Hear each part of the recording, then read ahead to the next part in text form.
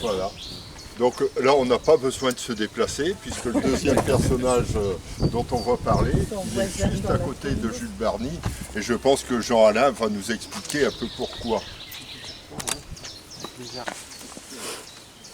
Donc, ça va être beaucoup plus modeste que Patrick. Donc là, on est devant la tombe de Frédéric Petit, alors plus précisément François Frédéric Petit, suivant son acte de naissance. François Frédéric Petit, il est né le 3 juin 1836 à Bussy-les-Daours. C'est le fils d'un ouvrier devenu négociant, fabricant de velours d'Utrecht. Donc velours d'Utrecht, c'est velours d'ameublement. Et la famille s'est installée à Amiens. Donc Frédéric Petit a vécu à Amiens. Il est devenu père de 3 fils. Alors je n'ai pas trouvé de documents sur ses études, sur son enfance. Donc père de 3 fils. Il est mort le 20 avril 1895 à 59 ans. C'est un radical socialiste. Alors il fut l'ami de Jules Barny, malgré la différence d'âge. Ils se sont côtoyés et sont devenus amis. Et il eut comme modèle Léon Gambetta, dont Patrick a parlé aussi tout à l'heure. Donc, d'après les documents que j'ai consultés, je n'ai pas trouvé de trace de son appartenance à une société de libre pensée. Mais il a été franc-maçon pendant un moment de sa vie. Et c'est pareil, un grand défenseur de la laïcité.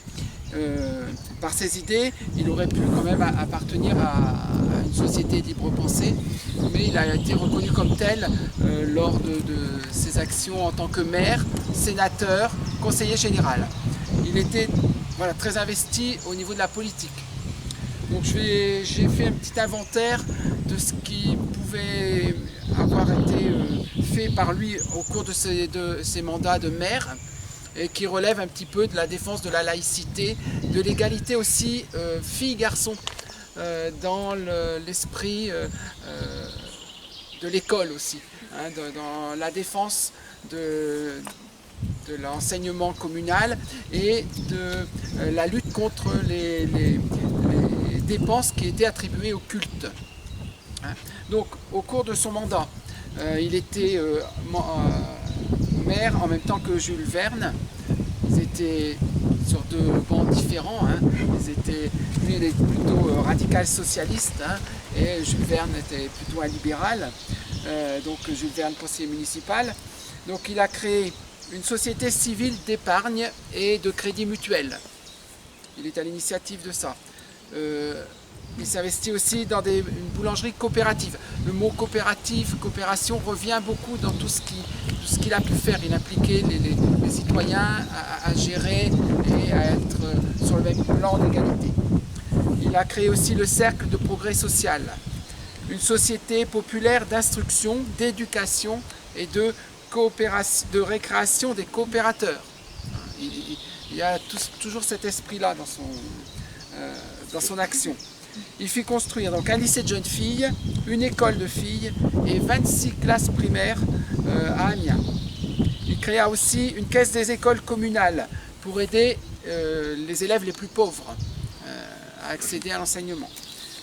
Et par son action, il a contribué à la laïcisation des écoles de filles et de garçons. Il y avait encore une part vraiment prenante du culte de l'Église dans l'enseignement, et il a fait en sorte qu'il y en ait de moins en moins. Frédéric Petit, donc, c'est un ardent défenseur de l'école laïque, égalitaire pour les filles et les garçons. Alors il mena également un combat pour diminuer les dépenses attribuées au culte. Il a aussi, au cours de son mandat, fit voter la construction de l'établissement hospitalier de Dury dans le but d'adoucir le sort et tenter la guérison des malades mentaux. Et c'est lui qui a fait adopter la construction d'un cirque permanent en dur, celui qu'on dénomme le cirque Jules Verne, mais qu'on doit à Frédéric Petit finalement. Ensuite, en tant que sénateur, il a été élu en 1886 pour un premier mandat contre M. de Renneville, un libéral.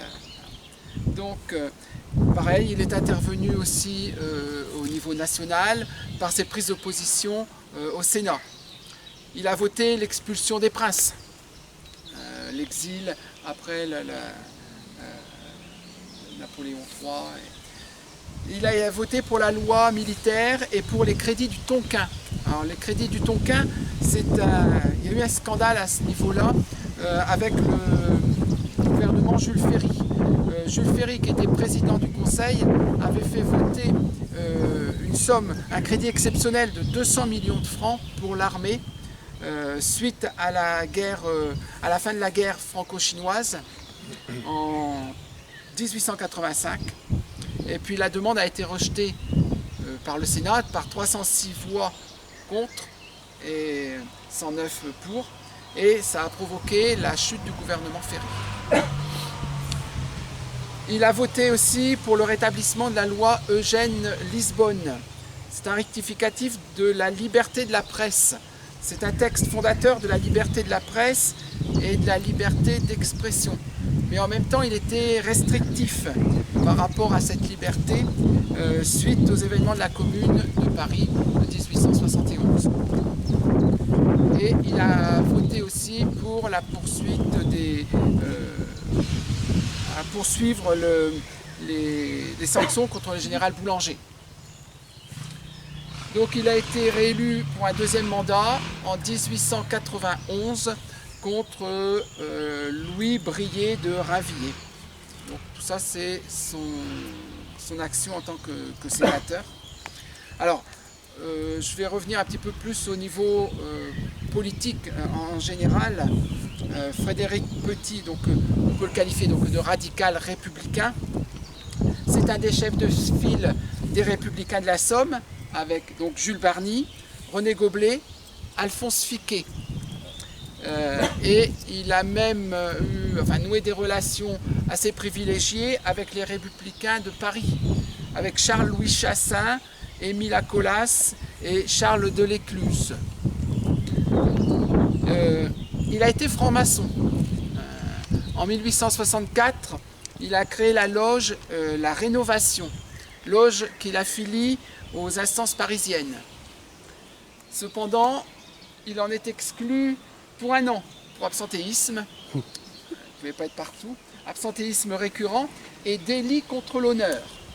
Délit contre l'honneur, c'est-à-dire qu'il a insulté le vénérable de la loge, donc qui était monsieur Poul. Mais j'ai rien trouvé sur lui de plus précis. Et finalement, il démissionnera de la loge de franc-maçon le 21 septembre 1866. Il est membre de la Ligue de l'enseignement, créée par Jean Massé en 1866 aussi.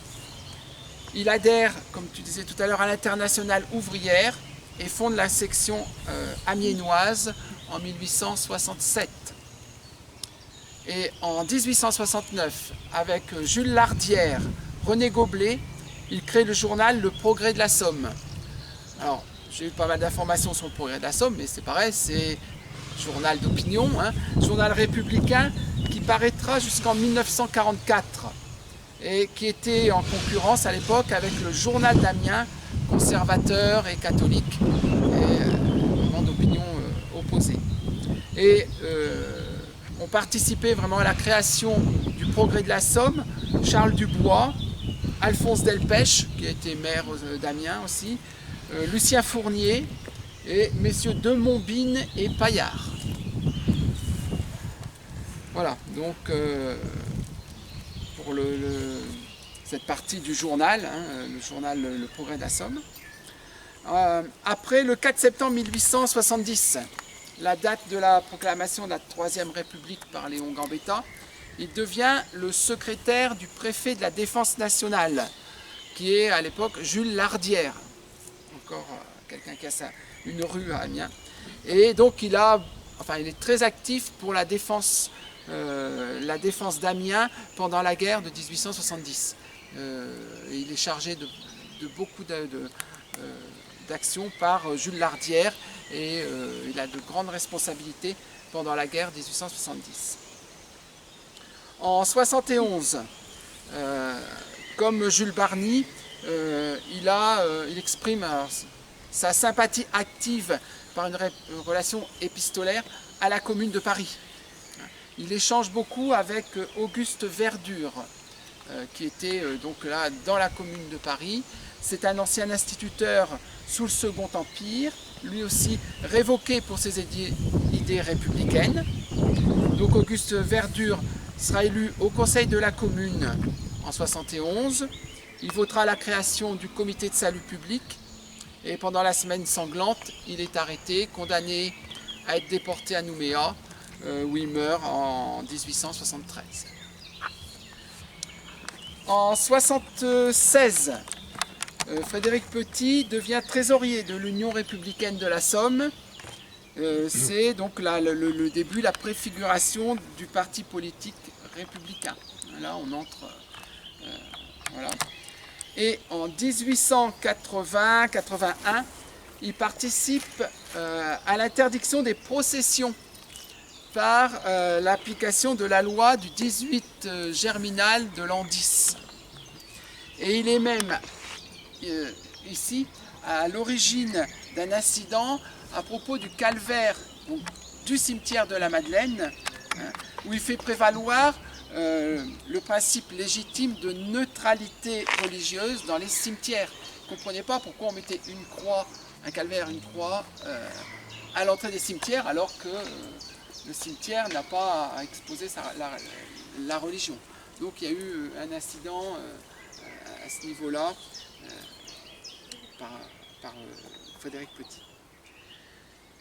Et donc, cimetière, on y vient naturellement, on est là.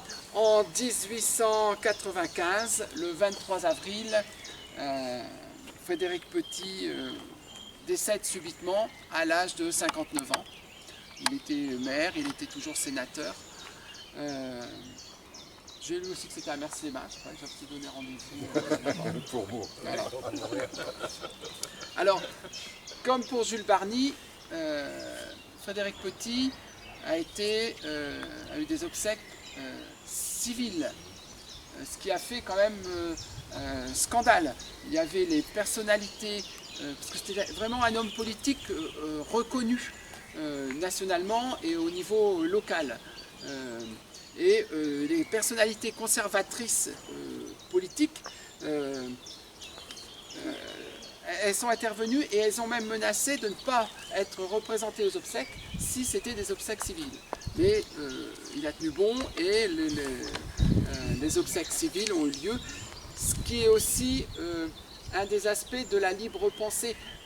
J'avais retrouvé que dans toutes les origines, après 1600 et quelques, une des premières actions c'était de la libre pensée, c'était aussi de faire des obsèques civiles, de tenir à ce que les gens qui le souhaitaient aient des obsèques civiles et non plus religieuses, et vraiment séparer la religion de la vie personnelle. Donc selon le progrès de la Somme, mais comme je disais tout ça, il y a quand même un petit peu... Ce jour-là, à Amiens, donc le 23 avril 1995, Amiens était presque ville morte, tant il y avait d'associations de représentants de la collectivité, d'individuels, de politiques qui assistaient aux obsèques civiles de Frédéric Petit.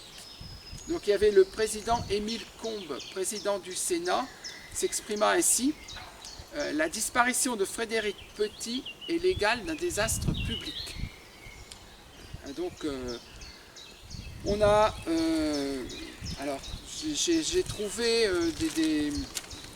quelques photos. Donc là il y a Frédéric Petit.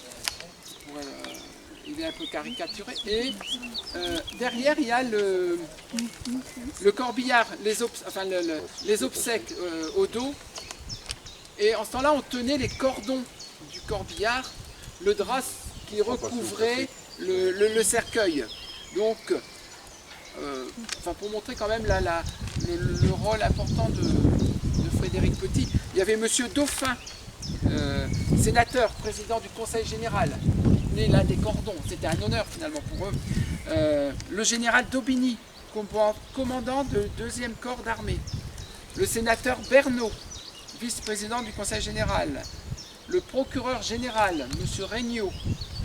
le préfet de la Somme, Joucla Pelouse, et le maire adjoint, Dequet Matifa, ainsi que monsieur Parison, représentant de la maison Piquet de Paris.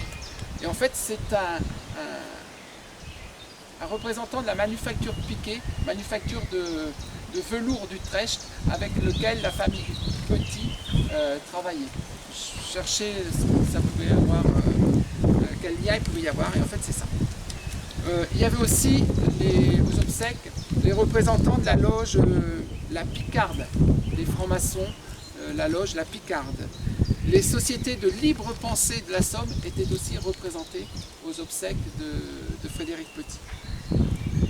Alors, dans l'article de journal qui relate les obsèques, ils disent qu'ils n'ont jamais vu autant de couronnes mortuaires, mais qui allaient des politiques aux représentants nationaux, à la présidence du Sénat. Il y avait aussi des représentants de l'école normale des filles, de l'école normale des garçons. Ça passait par les pompiers, les archers, les ouvriers maçons, les colombophiles. C'était vraiment un homme qui faisait l'unanimité au niveau de ses prises de position pour maintenir l'égalité aussi des gens, des citoyens, et rester sur sa ligne de conduite qui était aussi anticléricale et laïque.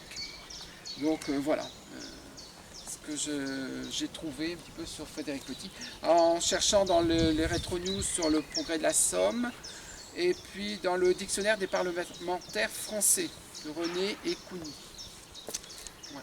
Voilà.